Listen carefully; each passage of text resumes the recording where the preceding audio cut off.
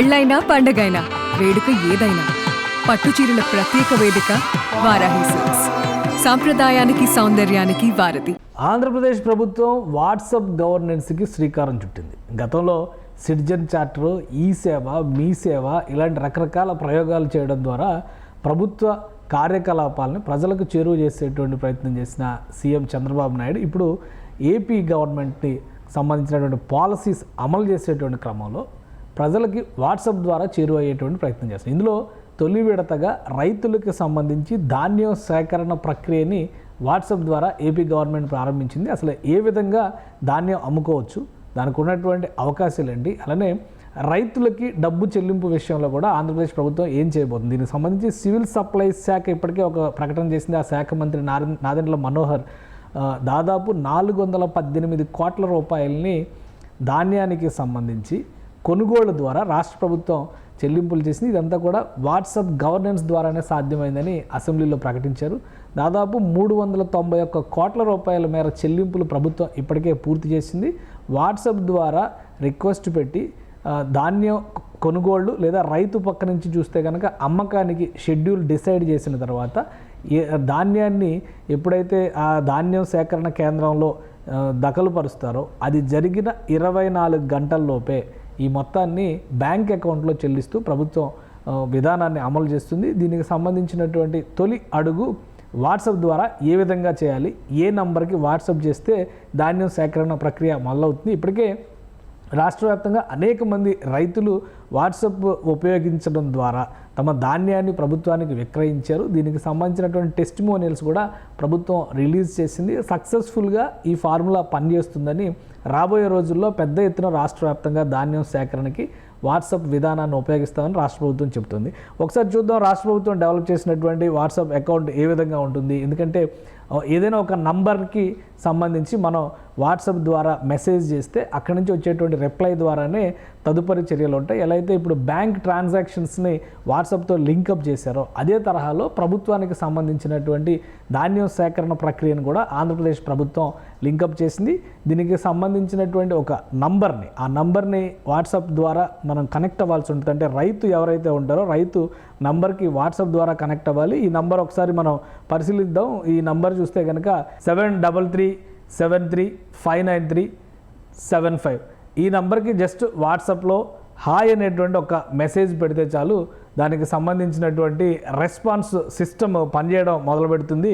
So ఒకసారి చూద్దాం. ఇందులో హాయ్ అనేటువంటి మెసేజ్ ఒక రైతు జస్ట్ పెట్టగానే ఒక డిస్ప్లే వచ్చింది. ఆంధ్రప్రదేశ్ రాష్ట్ర పౌర సరఫరాల సంస్థకి స్వాగతం, ధాన్యం అమ్ముట కొరకు షెడ్యూల్ చేసుకోండి. ఇందులో అన్నీ కూడా ఓన్లీ సెలక్షన్ పాయింట్సే ఉంటాయి. అంటే షెడ్యూల్, రీషెడ్యూల్ ఈ రెండు అంశాలే ఉంటాయి. సో షెడ్యూల్ సెలెక్ట్ చేసుకోగానే నెక్స్ట్ మెసేజ్ కూడా పాపప్ అవుతుంది. ఆ మెసేజ్లో అంటే అమ్మదలుచుకున్నటువంటి రైతుకి సంబంధించినటువంటి డేటాని ఇవ్వాల్సి ఉంటుంది. సో అది కూడా ఒకసారి చూద్దాం. షెడ్యూల్ అని చెప్పి సెలెక్ట్ చేసుకుంటే దయచేసి మీ ఆధార్ సంఖ్యని నమోదు చేయండి. అంతా కూడా ఆధార్ బ్యాంక్ ట్రాన్సాక్షన్స్ ద్వారానే ఈ ట్రాన్సాక్షన్స్ అన్నీ జరుగుతాయి. ఇక్కడ ఆధార్ నంబర్ డిస్ప్లే చేయకూడదు కాబట్టి ఇది చూపించలేదు. సో రైతు పేరు, ఆధార్ పెట్టిన తర్వాత రైతు పేరు, మీరు అమ్మదలిచినటువంటి కేంద్రం పేరు ఎంచుకోండి. ఎందుకంటే ఆ దగ్గరలో ఉన్నటువంటి ఆర్ఎస్కే సెంటర్స్ పాలకోడేరు ఇక్కడ చూపిస్తుంది. సో దగ్గరలో ఉండేటువంటి సెంటర్ని సెలెక్ట్ చేసుకోగానే నెక్స్ట్ మెసేజ్ మళ్ళీ దీనిపైన పాపప్ అవుతుంది. షెడ్యూల్, మీరు ధాన్యం అమ్మదలిచినటువంటి తారీఖుని డిస్ప్లే, అంటే ఇక్కడ ఉన్నటువంటి తారీఖుని ఎంచుకుంటే చాలు, ఒక 3-4 డేట్స్ దాంతోపాటు టైమింగ్స్ కూడా వస్తాయి. సో వాటిని ఎంచుకుంటే నెక్స్ట్ రెస్పాన్సివ్ కోడ్ అనేది బయటకు వస్తుంది. దాని ద్వారా ఆ ధాన్యం అమ్మడానికి సంబంధించినటువంటి షెడ్యూల్ని డిసైడ్ చేయాల్సి ఉంటుందన్నమాట. సో ఇది కామన్ సార్టెక్స్, అంటే మీరు ఎటువంటి రకం బియ్యాన్ని అమ్మదలుచుకున్నారో అది కూడా సెలెక్ట్ చేయాల్సి ఉంటుంది. ఆ సెలెక్ట్ చేసినటువంటి ధాన్యాన్ని కామన్ సార్టెక్స్ MTU 70 రకం ధాన్యాన్ని అమ్మాలనుకుంటున్నారు. అలానే Sortex MT, non Sortex MT, ఇలా 2-3 కేటగిరీస్ని ప్రభుత్వం ఇందులో మెన్షన్ చేస్తుంది. ఈ కేటగిరీస్ని మెన్షన్ చేసినటువంటి వాటిని ఎంచుకోగానే రైతుకి సంబంధించినటువంటి షెడ్యూలింగ్ ప్రక్రియలో ముందడుగు వెళ్తుంది. దానికి సంబంధించి ఒక నంబర్, దయచేసి మీరు ప్రభుత్వం వారికి అమ్మదలిచిన ధాన్యం యొక్క పరిమాణము బ్యాగ్స్లో తెలపండి. అంటే ఎన్ని రైస్ బ్యాగ్స్, ఎన్ని బస్తాల ధాన్యాన్ని విక్రయిస్తున్నారనేది పైన తెలిపిన పరిమాణం కంటే ఎక్కువ నమోదు చేయకండి అని చెప్పని ఆల్రెడీ పెట్టారు అక్కడ. మీ యొక్క బ్యాగ్స్ 1,47,505 మొత్తం ఆ నంబర్, అది మ్యాక్సిమం లిమిట్ నంబర్ కింద పెట్టారు. సో ఈ డిస్ప్లే అయిన తర్వాత మళ్ళీ రెస్పాన్సివ్ కోడ్ ఇందులో రిజిస్ట్రేషన్కి సంబంధించి గౌరవనీయులైన ఎవరైతే వాళ్ళ రైతు పేరుతో సహా ఈ ఆర్ఎస్కే పాల్కోడేరు 1 ద్వారా వరి సేకరణ డేట్ టైము అందులో డిస్ప్లే చేస్తుంది, విజయవంతంగా షెడ్యూల్ చేయబడింది. కూపన్ కోడ్, ఈ కూపన్ కోడ్ అనేది కూడా చాలా ముఖ్యమైనటువంటి అంశం. ఎందుకంటే రైతు ధాన్యాన్ని పట్టుకెళ్ళినప్పుడు మళ్ళీ ఈ కూపన్ కోడ్ని అక్కడ డిస్ప్లే అక్కడ ఉన్నటువంటి అధికారికి చేయాల్సి ఉంటుంది. నమోదు చేసుకున్న తర్వాత అందులో ఈ డేటా మొత్తం కూడా, అంటే షెడ్యూల్ చేసినటువంటి ఇన్ఫర్మేషన్ అంతా కూడా అందులో డిస్ప్లే అవుతుంది. ప్రస్తుతం ఇది ప్రయోగాత్మకంగా మొదలుపెట్టినప్పటికీ కూడా ఆంధ్రప్రదేశ్ వ్యాప్తంగా చాలామంది రైతులు ఈ ప్రక్రియను విజయవంతంగా అమలు చేశారు. అలానే 418 కోట్ల రూపాయల విలువైనటువంటి ధాన్యాన్ని ఇప్పటికే ఆంధ్రప్రదేశ్ పౌర సరఫరాల శాఖ సేకరించింది. అలానే ధాన్యాన్ని దఖలుపరిచినటువంటి 24 గంటల్లోపే ధాన్యానికి సంబంధించినటువంటి మొత్తాన్ని కూడా రైతు అకౌంట్లో డిపాజిట్ చేస్తుంది ప్రభుత్వం.